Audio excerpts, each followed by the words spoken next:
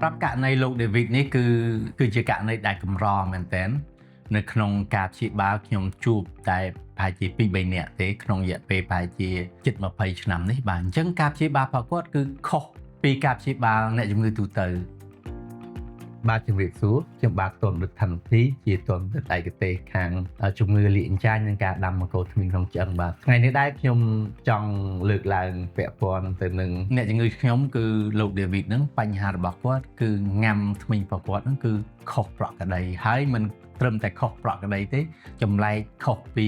អ្នកជំងឺធម្មតាប្រាប់ករណីលោក David នេះគឺជាករណីដែលកម្រមែនទែននៅក្នុងការព្យាបាលខ្ញុំជួបតែប្រហែលជា2-3នាក់ទេក្នុងរយៈពេលប្រហែលជាជិត20ឆ្នាំនេះបាទអញ្ចឹងការព្យាបាលរបស់គាត់គឺខុសពីការព្យាបាលអ្នកជំងឺទូទៅធ្មេញដែលខ្ញុំដាក់ជូនគាត់នឹងវា5-10គ្រាប់បាទខ្ញុំបានរៀបចំ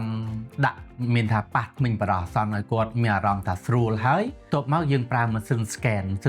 គឺ scan ឲ្យបញ្ជូនទៅខាង labo គេធ្វើមកដូចអ្វីដែលចង់បានហ្មងអញ្ចឹងយើងអត់ផ្លាស់ប្ដូររូបរាងទេអាហ្នឹងគឺជាចែកវិទ្យាតែម្ដងគឺការខំពុំដោយប្រើម៉ាស៊ីន scan ពួកគាត់វិញគឺខ្ញុំមានអារម្មណ៍សប្បាយចិត្តមែនទែនដោយសារខ្ញុំប្រឹងប្រែងមិនគឺចង់ឲ្យគាត់បានទៅពីស្រួលដោយគាត់ប្រាប់ខ្ញុំអញ្ចឹងគាត់ចង់ទៅពីឆ្អឹងជ្រូកខ្ចីគាត់ទៅពីអត់បានឈឺអញ្ចឹងនៅពេលដែលខ្ញុំដាក់ធ្មេញហើយគាត់មកវិញគាត់និយាយទាំងទឹកភ្នែកឲ្យលីងឲ្យលួងខ្ញុំថាធ្វើឲ្យខ្ញុំសប្បាយចិត្តខ្លាំងមែនទែនដោយថាគាត់